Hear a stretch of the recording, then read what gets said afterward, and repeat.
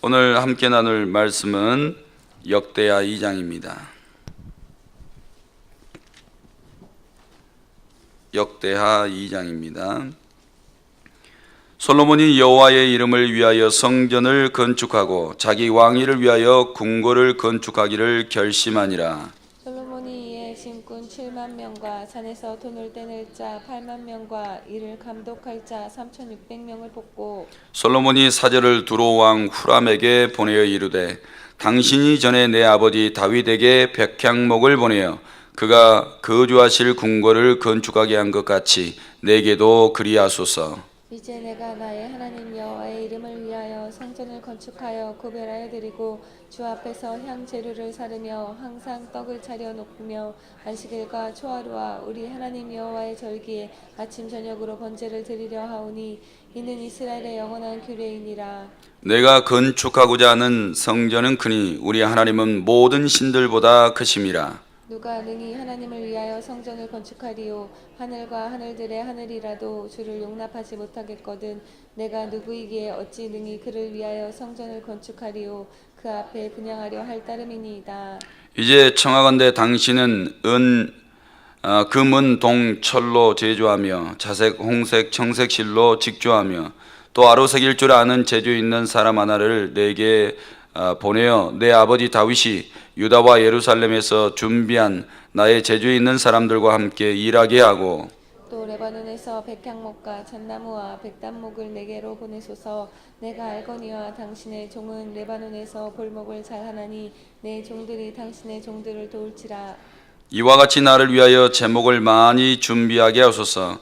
내가 건축하려 하는 성전은 크고 화려할 것이니이다. 내가 당신의 벌목하는 종들에게 찌은 밀 2만 고루와 보리 2만 고루와 포도주 2만 밭과 기름 2만 밭을 주리이다 하였더라. 두로왕 후람이 솔로몬에게 답장하여 이르되 여호와께서 자기 백성을 사랑하심으로 당신을 세워 그들의 왕을 삼으셨도다. 후람이 또 이르되 천지를 지으신 이스라엘의 하나님 여호와는 송축을 받으실지로다.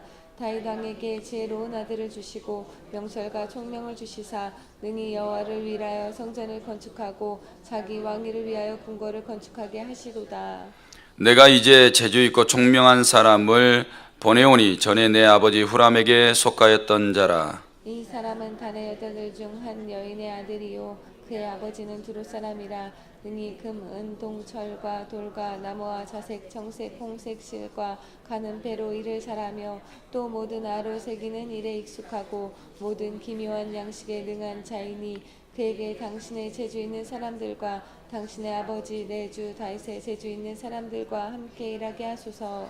내 주께서 말씀하신 밀과 보리와 기름과 포도주는 주의 종들에게 보내소서. 우리가 레바논에서 당신이 쓰실 만큼 벌목하여 떼를 엮어 바다에 띄어 욥바로 보내리니 당신은 제목들을 예루살렘으로 올리소서 하였더라.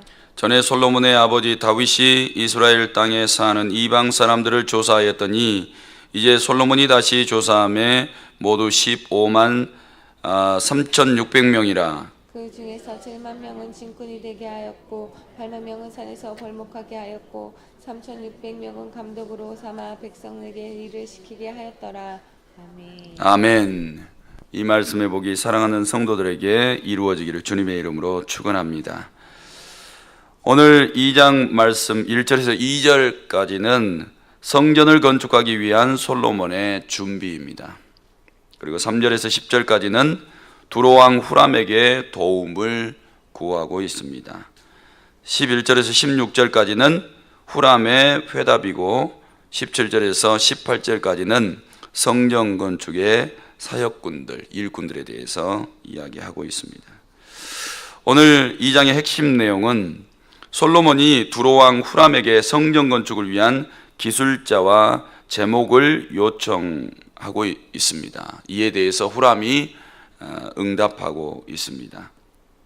본장을 보면 두로왕 후람은 다윗에게 복속되어 있는 것처럼 보여주고 있습니다. 하지만 여기서 솔로몬에게 보낸 답신을 보면 그가 종교적인 측면에서도 깊은 관계를 가지고 있는 것을 우리가 12절을 통해서도 보게 됩니다. 먼저 1절에서 2절까지의 말씀입니다.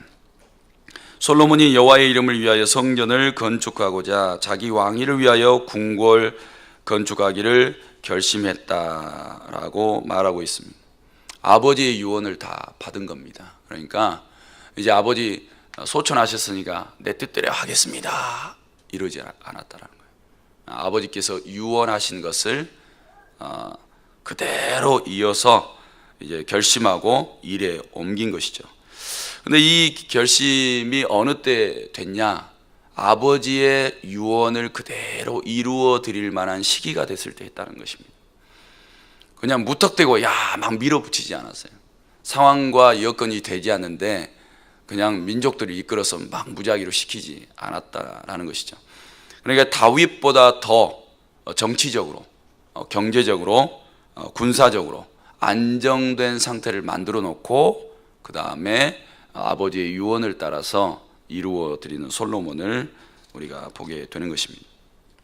2절 말씀에 보면 솔로몬이 이에 짐꾼 7만 명, 산에서 돌을 떠낼 자 8만 명, 15만 명입니다. 거기에 감독할 자 3,600명을 뽑았다. 그래서 여기에서 일꾼들에 대해서 언급을 하고 있습니다. 여기에서 15만 3,600명의 이 일꾼들은 어떤 사람들이냐? 이스라엘 백성들이 아닙니다. 이들은 가나안 땅에 살고 있었던 가나안 원주민들입니다.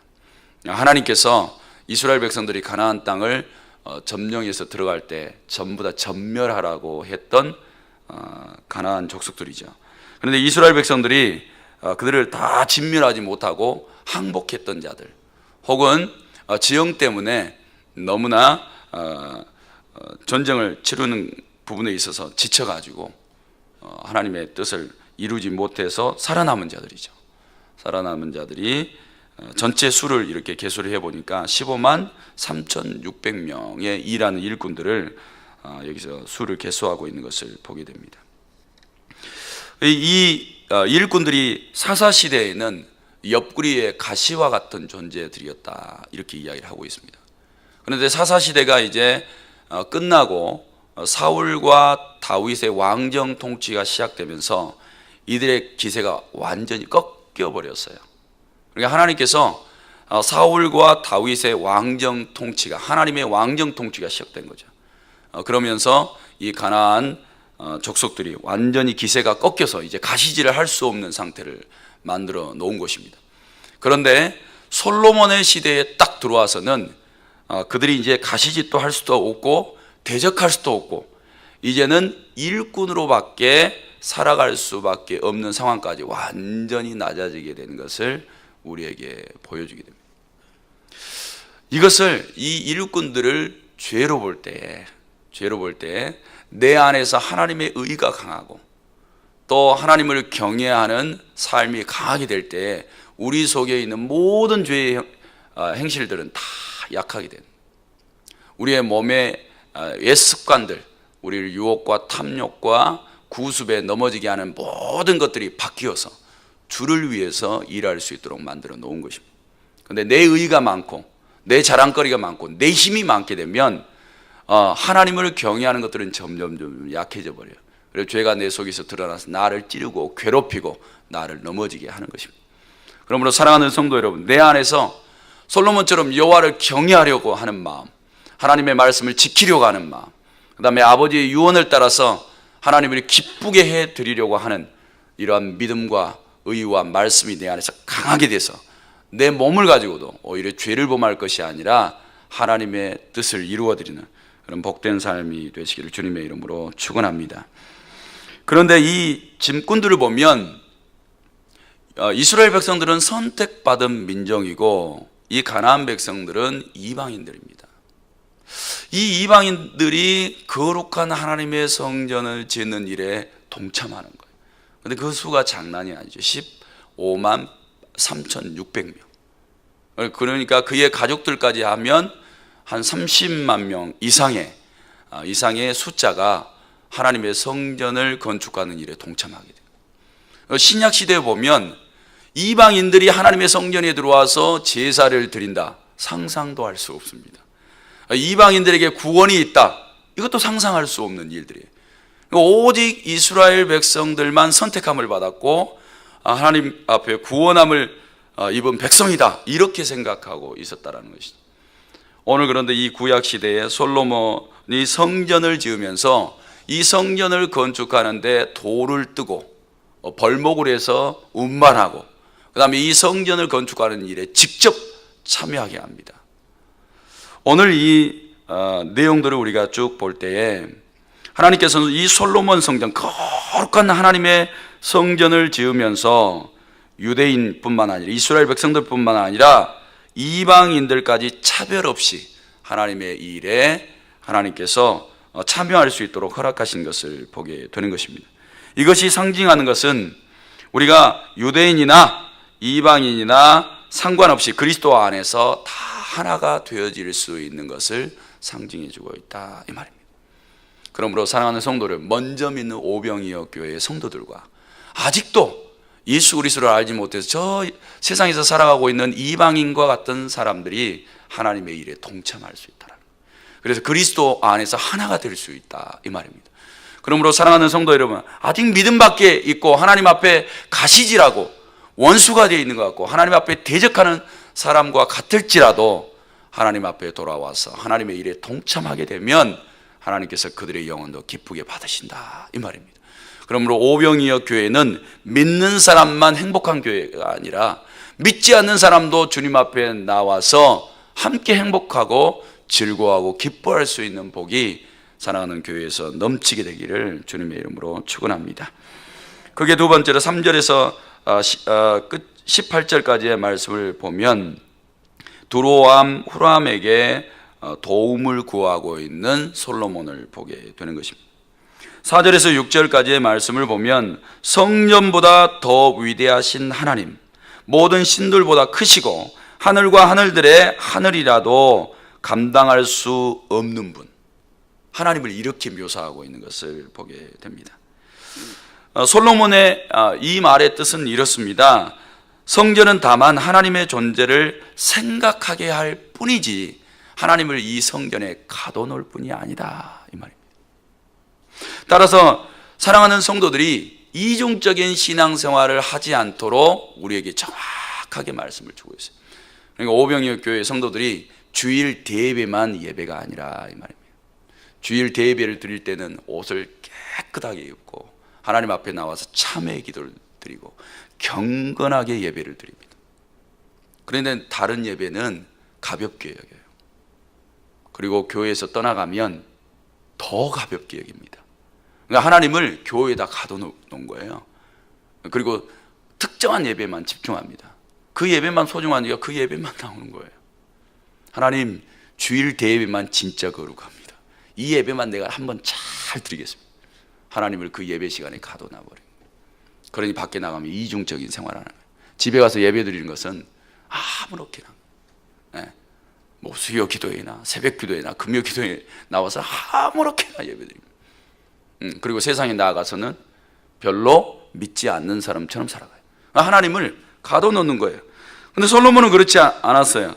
하늘과 하늘들의 하늘이라도 하나님을 감당할 수 없습니다. 하나님은 이 성전에 갇히신 분이 아닙니다.